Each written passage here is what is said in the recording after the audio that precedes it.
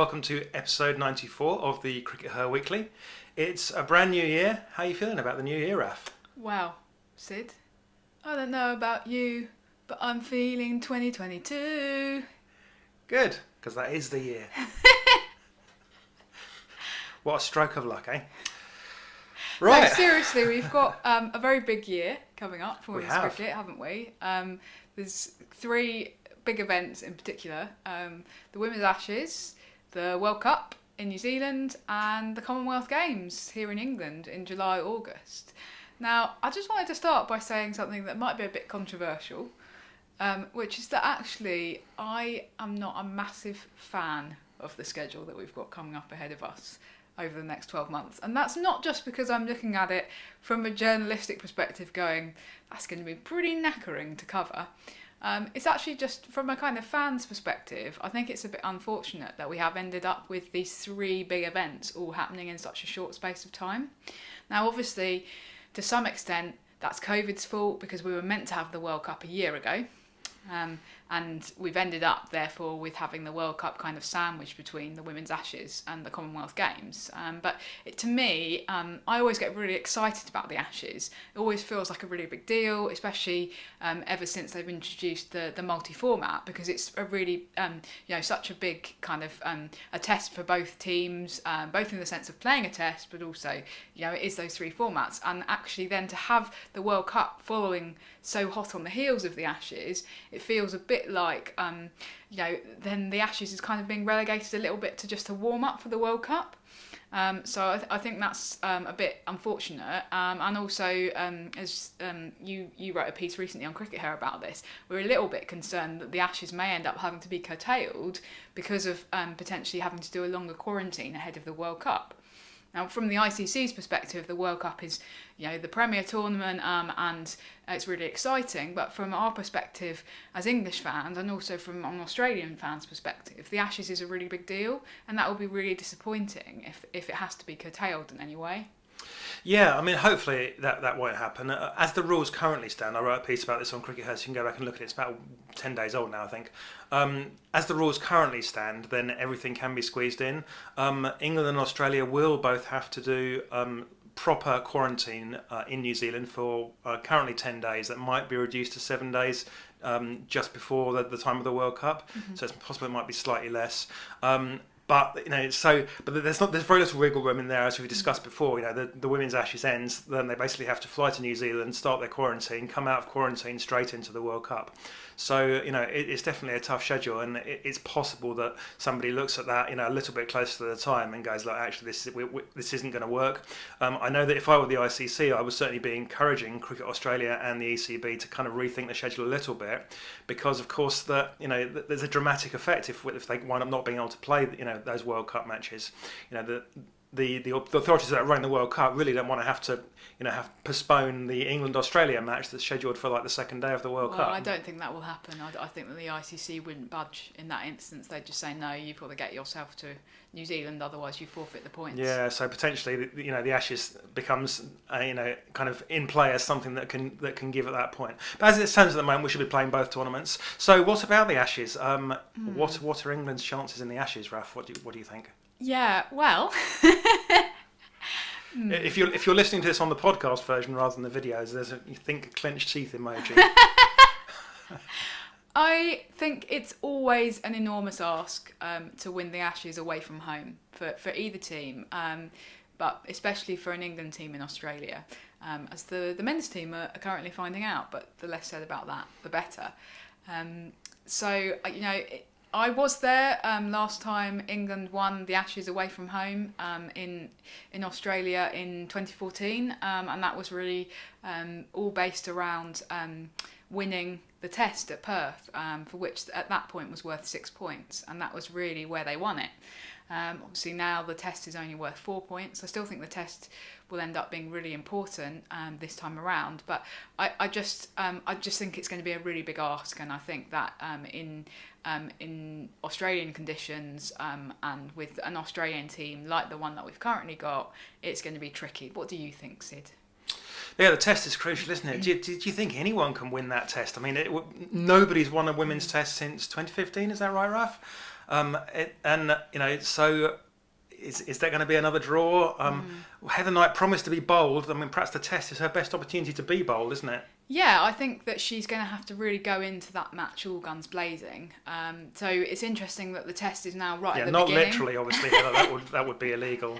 So the test is now right back at the beginning, which is where it started off. It was moved to the middle because it was felt that if then somebody wins the test, then they kind of almost run away with it, like England did in 2014. So I think that that's quite interesting, and that's going to be a real first test, of Heather Knight's desire to kind of, as she says, fight fire with fire and really sock it to them in terms of playing Australia at their own game in that kind of aggressive way. Is the test Australia's weakest format, Raf? Yeah, I think it probably is. I think that it's probably fair to say. I was really disappointed with the way that they played against India in September, October. It's obvious looking at the numbers from that game that a lot of Australia's leading batters, people like Meg Lanning, Alyssa Healy, do really struggle in the test format. I think that this is something that the English batters face as well. It's a psychological thing of you go into the test and you think, oh, it's my one chance in a couple of years to really kind of show that I can play tests. People get nervous. They also think, oh, well, I need to play differently because it's a test, so people don't play their natural game. We see that so often. And so I think that there will be a lot of nerves around, and England have really got a chance, therefore, to really kind of seize the game and play aggressively. And they've got to go for a win in the test, I think, because in the limited overs formats against Australia, they're not going to be able to win it, I think. I think they've got to go for a win in the test, and they've got to go for those 4 points straight up, and that's their best way of trying to win the Ashes. It's risky, but I'd rather that they actually went for it, and I've said that for many years now. I've been saying you've got to go for it. You've got to risk losing in order to win a test, and you've got to really show what you can do with that format. It's unfortunate that it's come to this in the sense of every women's test being so heavily scrutinised, but it has come to it, and the teams have got to recognise that, and they've got to recognise that they do have a responsibility to the format. So both in terms of putting on a spectacle for the public, but also in terms of England's Ashes hopes, I think they've really got to go in, as I say, all guns blazing into the test match. Yeah, I mean, the Ashes, as you say, is a huge challenge for England. I mean, basically, to win the Ashes, you've got to beat Australia 4 times. And that feels like a big ask for this Australia team, where they are, and it feels like very much Australia are kind of a bit of a team at the moment as well. We were actually looking at some numbers this week because we've been writing a piece for Wisden Cricket Monthly, which you'll be able to read in next month's issue. And actually, if you look on an individual level, a lot of the Australians didn't have great numbers this year. But when it came to it, every team they faced, they overcame them in the end, didn't they? Yeah, because we were looking at how many Australians were going to make it into the team of the year, and we were actually having to go, oh, hang on. At one point, we didn't have any Australians in it. We were like, we're going to get into a bit of trouble here. Because people already have accused us of having this anti-Australian bias. So, but yeah, it is interesting. And for example, Talia McGrath is one of the people with the best numbers for Australia with the bat this year. And you almost go, well, she should be an automatic selection then for the Ashes, but it feels a bit uncertain, doesn't it? Yeah, I think that she probably will play, but okay. Yeah.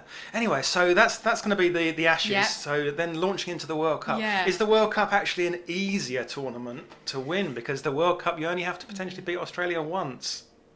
Does probably that make it twice. Easier? Oh, okay, I suppose you could lose to them. England could lose to them in the group stages, and then avoid them in the semi-final, and then meet them in the final. That's a potential likelihood. I think that actually, what's really interesting is that the way that the schedule for the World Cup has fallen is that England's opening fixture is against Australia. Now, that the final leg of the Ashes is the ODI leg, and they've set that up deliberately because they're effectively serving as warm-up matches then for the World Cup. So let's say that Australia absolutely pummel England in the ODI leg, as they did in England in 2019, last time the Ashes was played. They beat us 3-0 in each ODI, and it culminated in Canterbury, which was, I was about to use a rude word then, it wasn't much fun to watch. Unless you're Australian. Unless you're Australian. So yeah, that happened then. So let's say that happens again. Then England have got very little time to kind of pick themselves up, dust themselves off, and then they've got to go in again and face Australia in the same format. And they'll be straight out of that quarantine as well. That quarantine is going to be a huge challenge for the teams, especially psychologically. So the what they call it in New Zealand, I believe MIQ, Managed Isolation Quarantine, is that correct? I believe that's right. And this is serious quarantine. So it's not like you go home or you go to a hotel and you just have to stay in a normal hotel for a week. You're actually basically confined to your bedroom for several days. You're not allowed to meet with anybody, and psychologically that's going to be really challenging. England have of course been through this before. They did the same thing when they were in New Zealand a year ago. So they will have some experience of doing it, but it's still a psychological challenge, especially if England have wound up losing that Ashes badly. Then they've got to go into this managed isolation quarantine. There's going to be they're going to be staring at a blank wall for 10 days, or the best part of it. You are allowed out for exercise a bit later in the quarantine individually, again, unless they change the rules. But they're going to have very little time as a team to recover from that. They're going to be sitting in a room by themselves thinking, oh God, it's all gone horribly wrong. Now, it could be, that's your challenge. It could be vice versa. It could be. If England did it to Australia, for example, then Australia would be the ones with very little time to dust themselves off. Unfortunately, it feels more likely that Australia will do it to England than the other way around. So I think that's going to be quite an interesting challenge probably for England going into that opening World Cup fixture. Yeah, and it's a very tough opening fixture for both teams in a sense, because if you lose that game... Okay, so you can definitely lose a game and still win the World Cup, obviously, because two teams have got to get to the final. Yeah. 4 teams get to the semi-final. If you get to the semi-final, then that's what matters, really. Yeah. But, if you lose one game, you kind of you're starting to lose your insurance policy. If you lose 2 games, then you're going, it's feeling really dicey, because then if you lose one more, then you really are in trouble. It's certainly possible to. I'm fairly sure it's going to be possible to lose 3 games and still make the semi-finals. Okay. And it's certainly mathematically possible from the beginning of it, but if you lose more than one game, then you're already looking at going, what's happening in other results, what's happening with net run rate, and that's not where you want to be in the World Cup. Because this is a slightly different format to the one that we had in the T20 World Cup in Australia, whereby obviously both England and Australia did lose their opening fixtures. And England ultimately got booted out in the semi-final because they lost that opening fixture to South Africa, and Australia were under enormous pressure, having lost that opening fixture to India. Kind of totally unnecessary pressure, really, was put on them. But that was because of it being in the 2 groups, wasn't it? So there were less matches to play, whereas with this being a round robin, as you say, mathematically you are able to lose more games, but it's going to be an enormous psychological advantage for whoever can come out of that opening fixture on top. Because really we would expect, not to go too far ahead of ourselves, but if you're looking at the numbers from the last couple of years, you would expect it to be an England-Australia final, wouldn't you? Yeah, who do you think's going to make the semi-final, Traff? I've just said England and Australia, and then I think there'll be 3 other teams fighting it out for the last 2 spots. It will be between New Zealand, South Africa, and India. I think that's not really a particularly controversial thing to say, is it? I think that's what it comes down to. That's what it came down to in 2017, and it was New Zealand who lost their virtual quarter-final against India. It was between the 2 of them for the last semi-final spot, and India beat them quite easily then. And I think that it's going to be tough. I think that South Africa and India have both got a lot of impetus behind them as teams. Really kind of seem to be on the up as teams, and New Zealand have had a really difficult few years, especially in 50 over cricket. And each time they've lost a series, they've gone, we need to do this before the World Cup. You go, have they actually improved enough to perform at home in this tournament that's really been their focus for the last 4 or 5 years? Yeah, I mean, history's kind of on their side, and history's a poor guide, obviously, to what's going to happen right now. But the New Zealand remain the only team, apart from England and Australia, to have won the World Cup. Yeah. They won it at home. What year was that, Raf? 2000. Christchurch. Thank you. And it's great. They've got players coming back into form. Susie Bates has been in good form in domestic cricket. Amelia Kerr's playing well. So they've got five world-class players there that can still carry them through here. So they've got every chance. But if I was going to put money on it, probably South Africa are really looking like a form side at the moment. It's been really interesting looking at everyone's teams of the year. That there's so many South Africans cropping up, and different people as well. So some people are going, Mignon Dupree, one of my players of the year. Yeah. Definitely a good call. She's had some really good. She's played all around the world and had some really good form, and is probably in the best form of her life. Shabnam Ismail's had a really good year. She's definitely on top of the world at the moment. Laura Wolfart. Laura Wolfart is another one. Yeah. Lizelle Lee, and then we haven't even mentioned Danae van Niekerk, who's one of the world's top captains at the moment, and won the 100, and Marizanne Kapp, of course. That's a quality side, and so I think they still got to be the outside bet for me. And I remember tipping them several years ago that this was the point at which they peaked. You did, and they really are peaking. So it's going to be a fascinating tournament, isn't it? Yeah, definitely. I would love to see New Zealand doing really well. After what I've just said about them having a difficult few years, they're a lovely team. There are some really, really nice players in that team. I like the way that they play their cricket. If that's not too cliche to say, I feel like they play in the right spirit. They go at it really hard, but they do it in a nice way. So it's if England can't win, then I'd love to see New Zealand win. To be honest, I'd love to see New Zealand win anyway, because I think it would be so great for them to win at home, and that always makes such a big statement for women's cricket, and gives you that growth potential then at home. So I think that would actually be a really good result. But I just feel a little bit nervous about their prospects. They have tended to struggle a little bit on the big occasions, in kind of must-win games. They did put up a good fight against England in our summer in 2021, but then there were a couple of games where they were kind of on top of England and they sort of let it slip away, where they really should have kind of nailed it down and won. They put up a good fight, but ultimately they just weren't good enough. When they have Amelia Kerr and Susie Bates back, of course, they'll make a difference. Yeah. But I can't then. Tell us, Raf, who's going to win that World Cup? Actually. I'm sorry, but I think it's going to be Australia. Yeah, I think so. I think that Australia ought to win the Ashes and they ought to win the World Cup.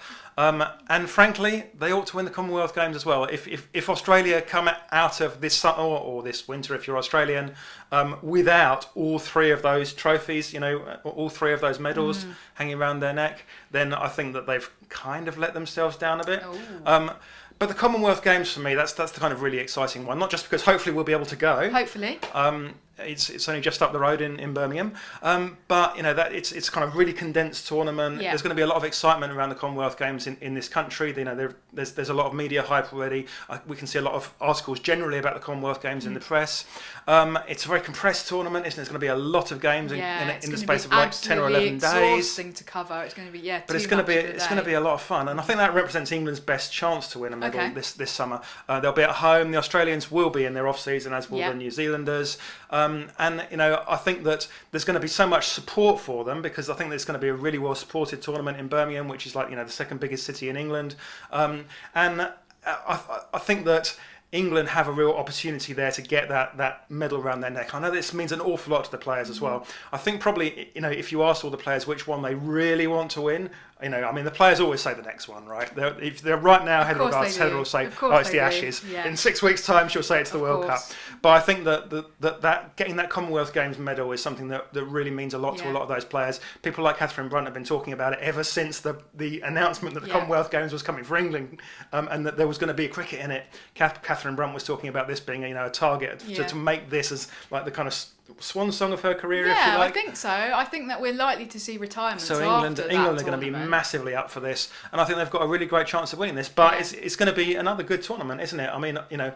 Do you think Australia will be bringing a full strength side to that Commonwealth Games? That's an interesting question, isn't it? Absolutely, of course they will. Yeah, they'll be really keen to win. I think the Commonwealth Games means an awful lot in Australia, who are obviously a very keen kind of sporting nation. Sport's really important to their national identity. So they'd be mad not to send a full strength side. Definitely, they're much more likely to be gunning for that than they are to play in the 100. Although you would think that perhaps if some of them are already here, then they're more likely to stay on for the 100 afterwards. But absolutely. So I think that it will be a really good one. I guess that one of the questions might be, how similar will the England squad look who go into the first Women's Ashes fixture, and the one that contests the Commonwealth Games? Are we likely to see players like Alice Capsey and Lauren Bell playing in the Commonwealth Games? That's an interesting one, isn't it? Yeah. I sort of feel that what we're going to see is the last hurrahs of the previous generation in here, and so I would expect that we probably won't.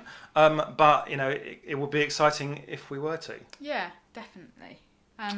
I think you are making a bit of an assumption, though, if I may say so, Sid, which is that, let's say that England lose the Ashes, and they do so in a not particularly covering themselves with glory fashion, and let's say that they also lose the World Cup. Maybe they get to the final and they get thrashed in the final, or maybe they get knocked out in the semi-finals, which would be a big disappointment because they are the defending champions. You're assuming, I think, that Heather Knight will still be captain of England for the Commonwealth Games. I am assuming that. And you're also, I think, assuming there that Lisa Keightley will still be coach of England by the Commonwealth Games. Well, let's look at what's currently happening with the England men's team for a minute. I know we're not really meant to talk about the other game, but that it's already clear after 3 tests that the coach is no longer going to be in position after this men's Ashes series. People are already standing in their CVs effectively. Yeah, and he's also got COVID, poor thing. So it's not going to be much fun for him at the moment. And let's look at what happened the women's Ashes 2 years ago when England were absolutely thrashed by Australia, and Mark Robinson lost his job as a result. He was scapegoated. So I think that actually might we see a changeover of personnel if the first 2 big events of the year don't go England's way? I can't see it. I can't see the Okay. ECB doing that. I think that Heather will have been told that she's definitely going to be, the England captain going through till at least the Commonwealth Games, and then, if it all goes badly, then maybe we'll see a change after the Commonwealth Games. But I think that, in the same way that we tell batters, you've got an entire series here, you're not going to be dropped. I think it actually is important to not rest too much on it, especially as the Commonwealth Games represents England's best chance to win a tournament. So I think we'll see Heather Knight going through till at least the Commonwealth Games, and obviously, if she can get a win in there, I think that we'll see her going on definitely to the 2020 World Cup in South Africa. I think that's the point at which she might be looking to retire. Whether we'll see other retirements in the meantime between then and there, definitely. I think that we'll be really surprised if we see any retirements, unless there's injuries. I'll be really surprised if we see any retirements after the World Cup. I think everyone will want to carry on to the Commonwealth Games. Absolutely, and it's not very long to go, is it? It's only a couple of months. Yeah, really. I think they obviously, if somebody feels that they can't carry on because they've got injury problems or whatever, then that's a different story. But I think that ideally, everybody that's in the squad will want to carry on through to the Commonwealth Games. I mean, Heather Knight's certainly one of the best batters in England still. It was more about questioning who gets the blame for kind of multiple defeats, and you can have somebody who was a former captain stay in the team. In recent history in England, that hasn't happened, but. Well, we've only really had one former captain in the best part of 15, 20 years almost, isn't it? 15 years, certainly. Yeah. So, and Claire Connor didn't stay on after she finished she didn't. That's the captaincy correct. as well. So, you have to go back a little bit further than that. But we'll see. Okay. Anyway, well, that's been a little bit of a marathon from us this week. Gosh, we've been talking for quite a long time, haven't we, Sid? Well, it's going to be a big year, isn't it? And we're really excited. And stick with us. And we will carry on chatting away and bringing you vodcasts. So, but that's all for today. Bye. Bye.